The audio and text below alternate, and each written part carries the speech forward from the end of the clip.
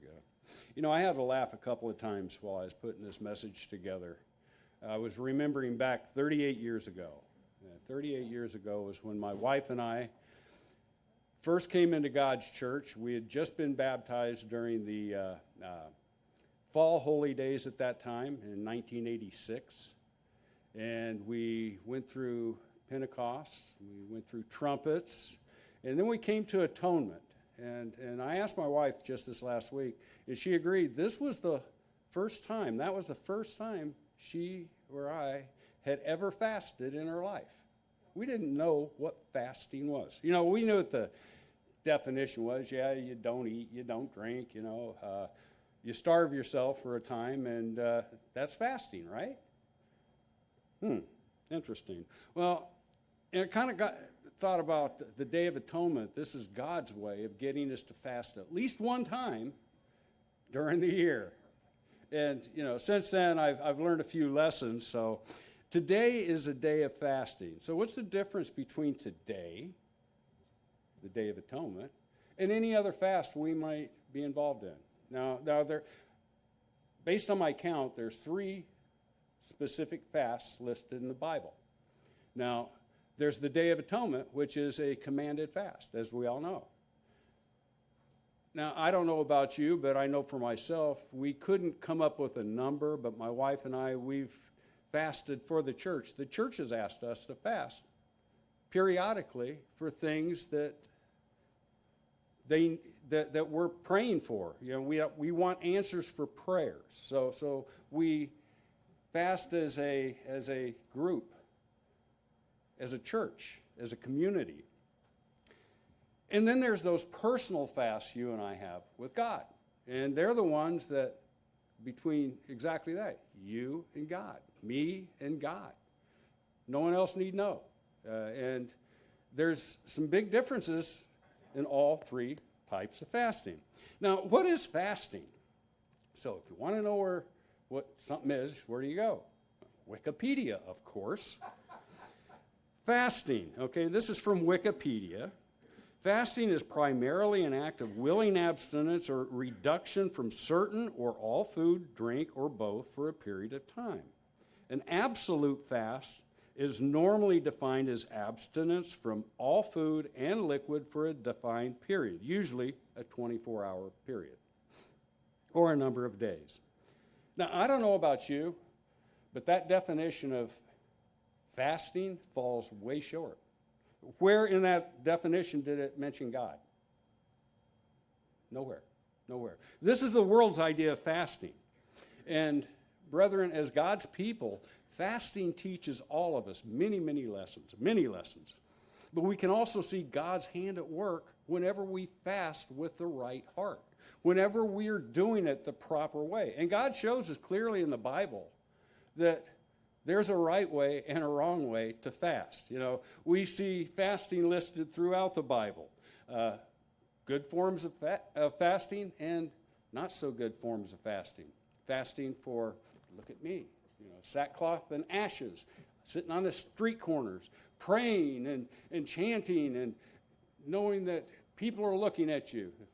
And God says something about them. Sometimes we fast as a church, as a community, for a certain problem or whatever the case may be. And that's the kind of fast we do together.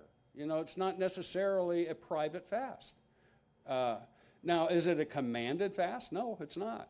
And I know when the church has asked the brethren to fast in the past, that rhymes, that some people just can't do it. There are things. Life sometimes gets in the way of your ability to fast, our ability to fast.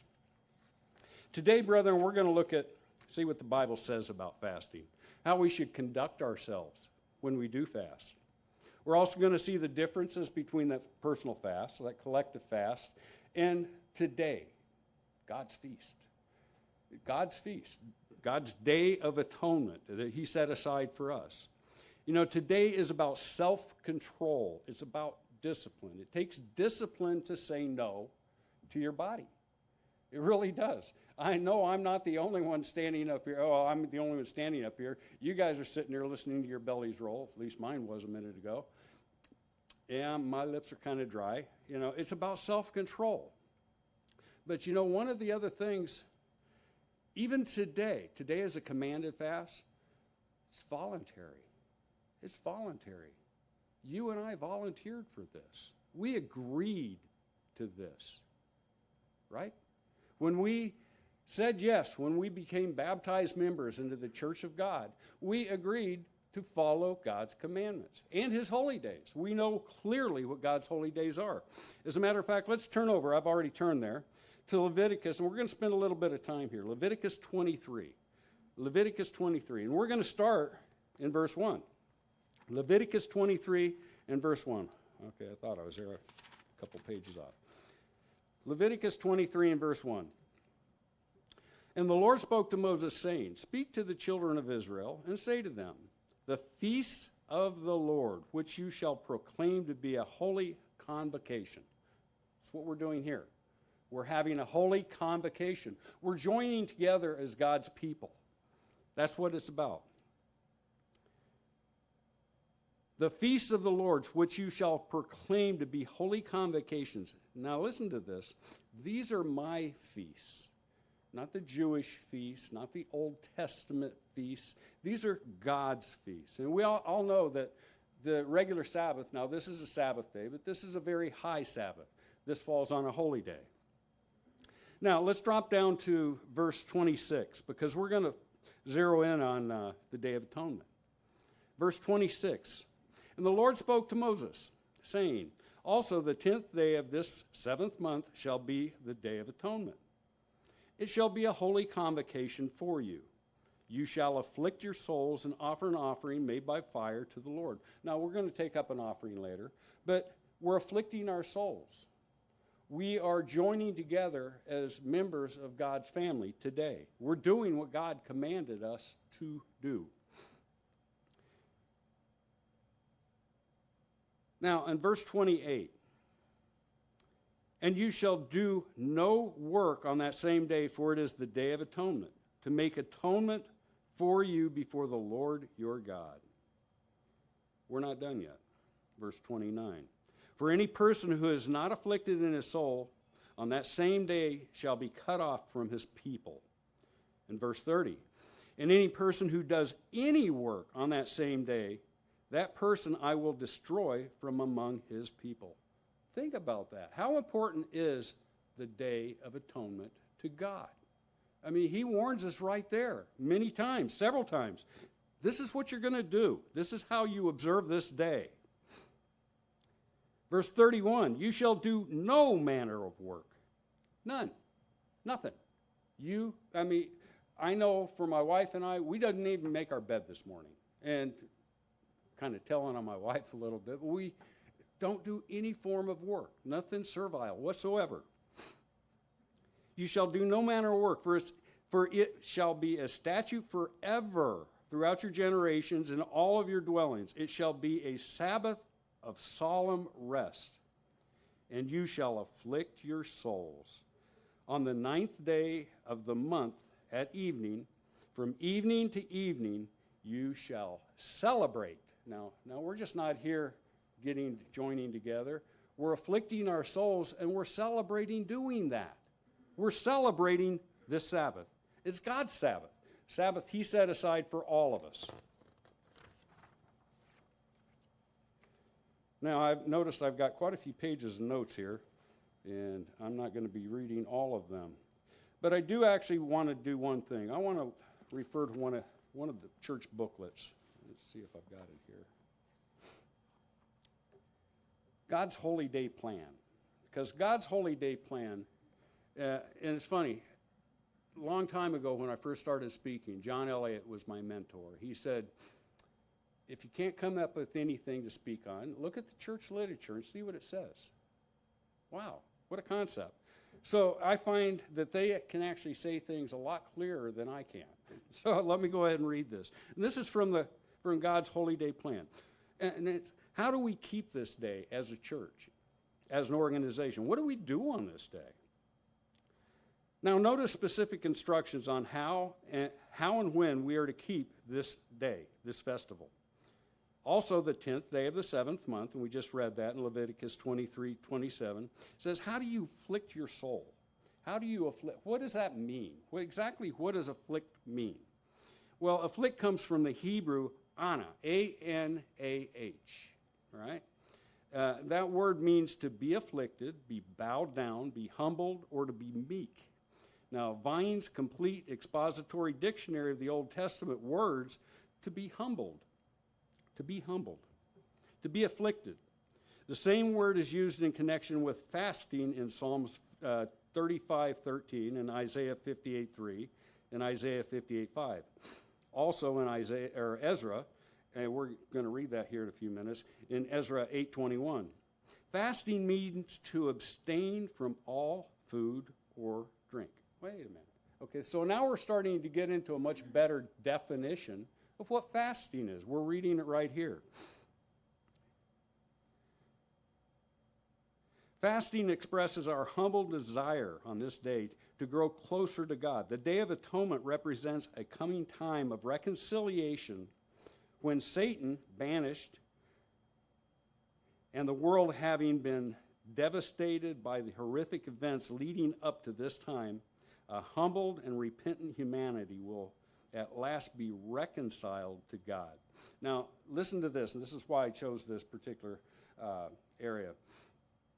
Few will understand. I didn't understand it. When I first came into the church, I did not understand the difference between atonement, the difference between fasting on a regular day or when the church...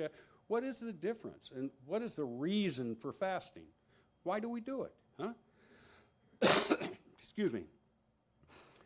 Now, few understand the proper reason for fasting. Fasting is not to bend God to our will. We don't fast to receive anything at all. We don't fast to receive anything. Fasting helps us remember how temporary our physical existence is. Now, when it comes to personal fasting, this is what I really want to talk about today. The Day of Atonement, we're here because we are told to be here. We're doing what God tells us to do. Nowhere in the Bible does God tell us to fast. No. Nowhere does it. When you pray, it says you're not being commanded. This is all voluntary. I want you to think about this a little bit. To serve, to give, to pray, to fast, these are voluntary actions. Today is the only day God commanded his people to fast. It's all voluntary, the rest of it. Now, how much of a servant mind do you have? How often do you pray? How often do you fast? When do you give? How often do you serve? Now, when it comes to a personal fast, is there any particular day that's set aside? Now, I want to read actually from another church booklet, because if you can't come up with the words yourself, they say it better than I do. Now, in Romans 14, verses 5 and 6, Paul wrote, "One person esteems one day above another. Another esteems every day alike.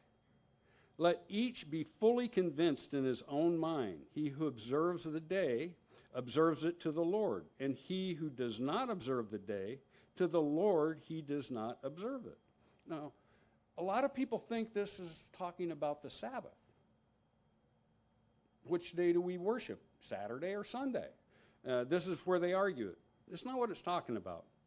Continuing in the booklet, Paul was writing to a congregation composed of both Jewish and Gentile believers in Rome.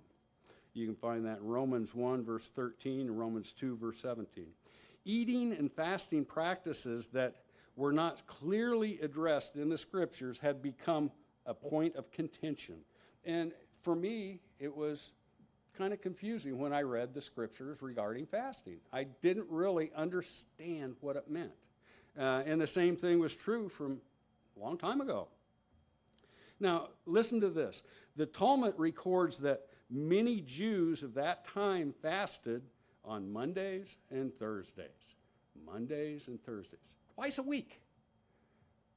Okay, today is hard enough, right? And I personally, I'm going to just tell myself, I've got a plan and prepare for a feast or a fast.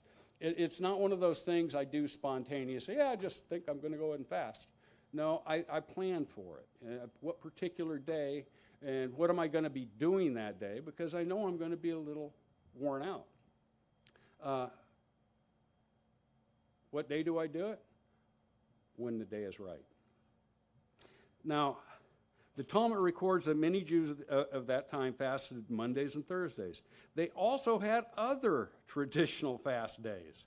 And you can read Zechariah 7, verses 3 through 5 to see that.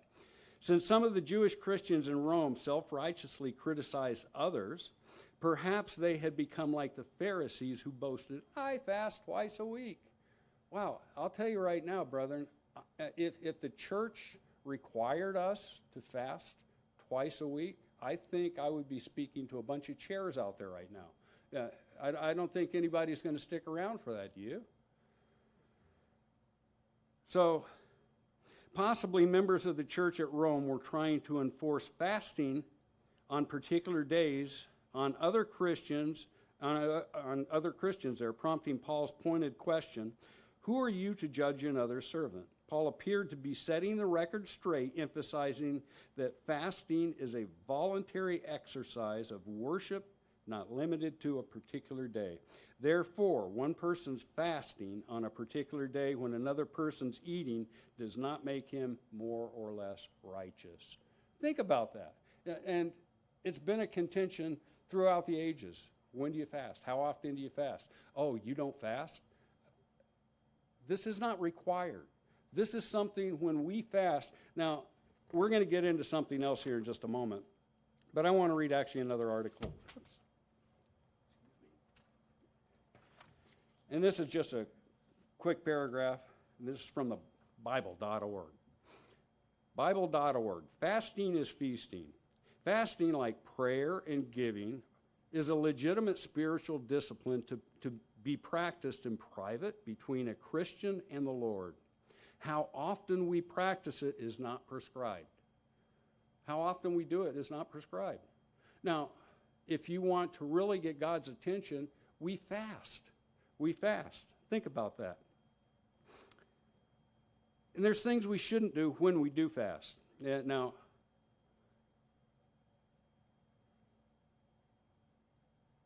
1 Corinthians 7. 1 Corinthians 7. I want to read this real quick. This kind of sums up what we were just talking about. 1 Corinthians 7 and verse 5. Do not deprive one another except with consent for a time, that you may give yourself to fasting and prayer, and come together again so that Satan does not tempt you because of your lack of self-control. Wait a minute. Okay, so it's telling us why we fast. Fasting strengthens our self-control. We're able to stand up against Satan when we have self-control, when we're not tempted by Satan. You know, just like fasting, just like prayer, it's voluntary. And anytime we neglect either one of those, we jeopardize a relationship with God. Now, in Matthew 6, verses 16 through 18, it tells us what we shouldn't be doing. Here's what we shouldn't be doing. The ways we shouldn't react when we fast. Matthew 6, verse 16.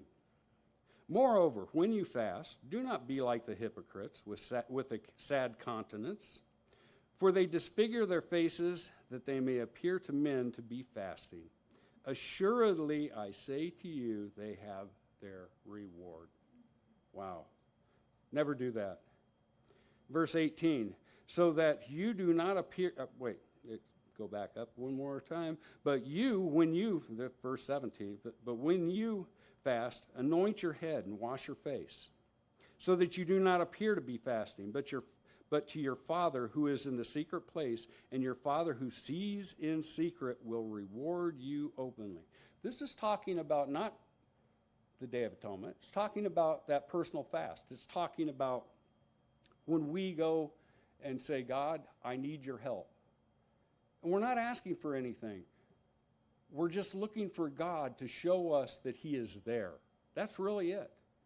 Now, we're going to go into another area. In fact, before we move on, there's few, if any, examples of fasting that are more exciting than Moses and his 40 days with God. And Jesus Christ, when he went into the wilderness, his 40 days. Can you imagine? We're going to do this from sunset last night till sunset tonight. Now, my family has a very long-lasting tradition where we take a glass of chocolate milk and ice cold. We make this beforehand. We make sure this is just so cold, and this is how we break the fast on atonement. And you have no idea how good that chocolate milk feels. You can feel it go down all the way and hit. And I'll tell you what, it's something we've done it for years and years and years. And tonight I'm looking forward to my chocolate milk. You know, the Bible also shows us that it's more important to obey God and obey his commandments than it is to fast. Now, I'm not going to read it, but obedience is better than fasting. It's in Zechariah 7, verses 1 through 7. Now, I am going to read about a community fast, and this is what a church might fast for. And this is in the book of Ezra. And in Ezra 8, I said we were going to turn there. Ezra 8. And I'm going to start reading in verse 21. Ezra 8, verse 21. I proclaimed a fast there at the river Ahava, that we might humble ourselves before our God, to seek from him the right way for us and our little ones and all of our possessions. Now, this is why they are fasting. For God to show them the right way. What should we do? They're praying for protection. Now, I'm just going to drop down to verse 23 real quick. So we fasted and entreated our God for this, and he answered our prayer. Sometimes we have to fast before our prayers are answered. And this is an example. But this is also an example of a community fast as people. Now, you can also find another example of that, Nineveh, and you know, the story of Jonah, as you know. Jonah 3, verses 3 through 9, talks about what Nineveh did. And they fasted. Now, the way they fasted back then, somewhat was a spectacle, even when they did it as a community. They covered themselves in sackcloth and ashes. And they fasted. And they abstained from all food and drink. Okay? So fasting is often about repenting or asking for correction. You know, we need to know that God is there. We have to rely on God. Think about it. If we went 2 days, 3 days, I know I'd never make it that 40 days, but eventually we're going to get to the point where we can't stand up. If we don't eat, we will die. If we don't drink, we will die. God is the only strength that we have, and he wants us to use these tools. Now, as I begin to conclude here, let's look at the fasting that pleases God. And that's really what we're talking about here. Fasting that pleases God. And I always said I was going to do this. Okay, I'm good. Want to make sure I'm not taking too much time away from you, Dale.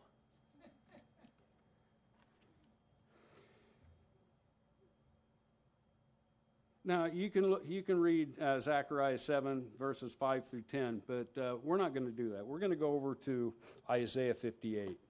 And this will be the last scripture we turn to. Isaiah 58. And we're going to read a few scriptures here because it's very important. Isaiah 58, starting in verse 6. Is this not a fast that I have chosen?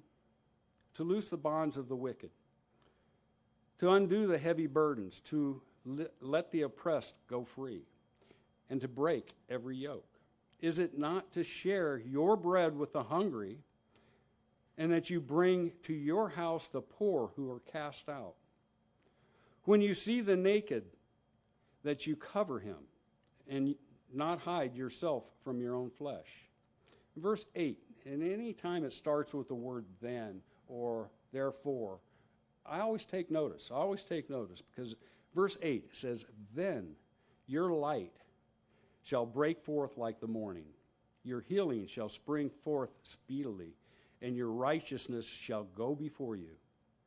The glory of the Lord shall be your right guard," or your rear guard, excuse me. In verse 9, it starts off again. "Then you shall call, and the Lord will answer. You shall cry, and he will say, 'Here I am, here I am.' If you take away the yoke from your midst,